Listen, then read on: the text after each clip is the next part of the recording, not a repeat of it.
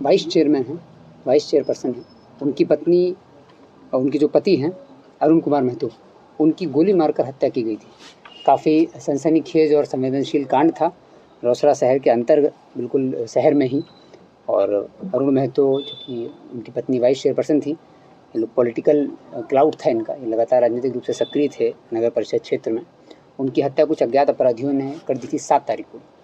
इस घटना में एसडीपीओ रोसड़ा के नेतृत्व में, एक शिवम कुमार के नेतृत्व में टीम बनाई गई थी, जिसमें एसएचओ रोसड़ा, एसएचओ विभूतिपुर, साथ ही डीआईयू से मुकेश कुमार, टाउन थाना प्रभारी विक्रमाचार्य, sub inspector Mukesh Kumar DIU से, सब इंस्पेक्टर सनी कुमार, राहुल कुमार, राजन कुमार और रोसड़ा थाना से सब इंस्पेक्टर निरंजन कुमार और पूसा थानाध्यक्ष चंद्रकांत गौरी और दूसरी घरारी थानाध्यक्ष पंकज कुमार।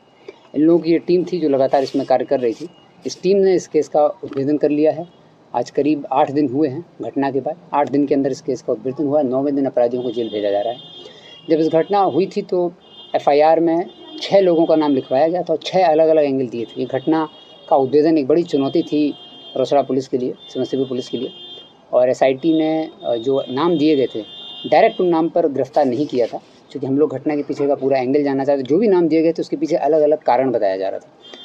हर नाम के पीछे एक अलग कहानी थी, तो ये बहुत स्पष्ट नहीं हो रहा था। ये ब्लाइंड केस नहीं था, लोग नाम तो बता रहे थे कि किसने घटना की है, लेकिन उसके पीछे का एंगल क्या है और कौन अपराधी है, कौन शूटर है, कुछ भी स्पष्ट नहीं हो रहा था। इसलिए बड़ा चुनौतीपूर्ण एक केस था। इस घटना का उद्भेदन हो गया है। इस घटना में एसआईटी ने 3 अपराधियों को गिरफ्तार किया है। राजा झा उर्फ साकेत कुमार, जो कि पहले भी हत्या केस में जेल जा चुका है, राजेश कुमार मंडल उर्फ खन्ना और विक्की कुमार, जो कि मुजफ्फरपुर का रहने वाला है। 3 अपराधी इसमें गिरफ्तार हुए हैं। टोटल 6 अपराधियों ने घटना की है। जब इस घटना के बारे में पूछताछ हुई और जो पूरा इन्वेस्टिगेशन उन लोगों ने किया तो उससे स्पष्ट हुआ कि इस घटना की शुरुआत हुई थी, इस घटना के जो तार हैं वो जुड़ते हैं नगर परिषद चुनाव से। वर्ष 2022 में जो नगर परिषद का चुनाव हुआ था, उसमें जो अपराधी राजा झा और साकेत कुमार, जो कि वार्ड नंबर 15 का ही रहने वाला है, ये चेयरपर्सन पद के लिए खड़ा हुआ था। और जो अरुण कुमार महतो हैं, उनकी पत्नी वाइस चेयरपर्सन पद के लिए खड़ी हुई थी। तो जब इन लोगों के बीच में, अरुण कुमार महतो और राजा झा के बीच में पहचान थी, बोलना चलना था और दोस्ती थी, इन लोगों ने आपस में एक दूसरे को सपोर्ट करने की योजना बनाई और वोट ट्रांसफ़र का, कि पॉलिटिकल वोट ट्रांसफ़र होगा, ये उनको सपोर्ट करेंगे, वो उनको सपोर्ट करेंगे। लेकिन जब चुनाव हुआ, चुनाव के रिजल्ट आए तो वर्तमान चेयरमैन जो है श्याम बाबू, वो जीत गए और राजा झा हार गए। साथ ही अरुण कुमार महतो जो है, उनकी पत्नी चुनाव जीत गई और धीरे धीरे अरुण कुमार महतो का एक पॉलिटिकल जो कद है वो बढ़ने लगा। तो उसी राजनीतिक संजस में चुनाव हारने की जो रंजिश थी उसका बदला लेने के लिए, और इनको राजा झा को उसी समय शक हुआ कि इनके द्वारा, अरुण कुमार महतो के द्वारा जो वोट ट्रांसफ़र है और चुनाव में सपोर्ट नहीं किया गया। और अरुण कुमार महतो के बढ़ते हुए पॉलिटिकल कद को देखते हुए इन्होंने हत्या की योजना जनवरी 2023 से ही बनाने की शुरुआत कर दी थी। राजा झा जो कि पूर्व में भी जेल में रहा हुआ है, मुजफ्फरपुर में जेल में 2013 से 13 के बाद ये रहा हुआ है। वहाँ पर एक हत्या के केस में बंद था, करीब 6 से 7 साल वहाँ रहा है। उस समय जब ये जेल में था तो वहाँ इसकी पहचान जो एक सुभाष झा नाम के क्रिमिनल से हुई थी। सुभाष झा भी कुख्यात अपराधी है और ये लगातार मुजफ्फरपुर, समस्तीपुर, वैशाली इन क्षेत्रों में घटना करता रहा है। लूटपाट भी, डकैती भी और कॉन्ट्रैक्ट शूटिंग का काम भी इसने किया है।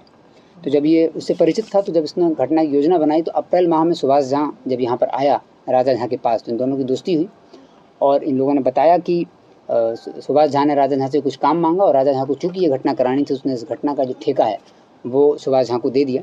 सुभाष झा को ठेका देने के बाद इस ठेके की बातचीत जो है वो 5 लाख में डन डील हुई कि 5 लाख रुपए देंगे और अग्रिम राशि जो है 3 लाख वो रोसड़ा में ही अपने घर पर ही राजा झा ने सुभाष झा को दे दी थी। 3 लाख रुपए दे दिए थे और बाकी 2 लाख घटना के बाद देने थे। इसके बाद सुभाष झा वापस मुजफ्फरपुर जाता है और अपने पुराने जो उसके दोस्त हैं, आपराधिक जगत के जो उसके पहचान के लोग थे, उनसे संपर्क करता है और विभूतिपुर थाना क्षेत्र में भी कुछ लोगों से इसने संपर्क किया, वो भी हम लोगों के पास जानकारी प्राप्त हुई। संपर्क करने वाले इसने एक टीम बनाई जो घटना करेगी।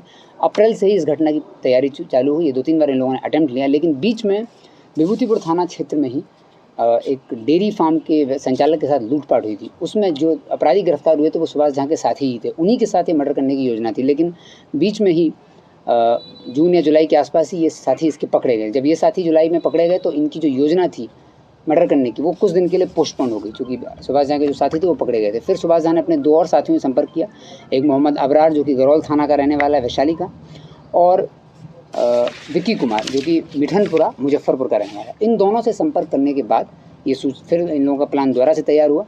लेकिन सावन माह में करीब 7 से 8 बार सुभाष झा इधर आया रोसड़ा में घटना करने के लिए। लेकिन ये जैसा हम लोगों को पता चला है कि ये सोमवार के दिन इन लोगों ने अटेम्प्ट लिया था, लेकिन सावन के चलते हुए मार्केट में भीड़ और तरह तरह की उसके चलते हुए ये सावन माह में और उसके अधिक मास में भी ये घटना नहीं कर पाए। जब घटना नहीं हो पाई तो फिर 1 सितंबर को पुनः ये लोग यहाँ आते हैं। दलसिंह सराय का चूँकि सुभाष जहाँ रहने वाला है, जिसका लगातार आना जाना रहता है, अपने घर से एब्सकॉन्डिंग था, पुलिस भी इसको काफ़ी दिन से ढूंढ रही थी।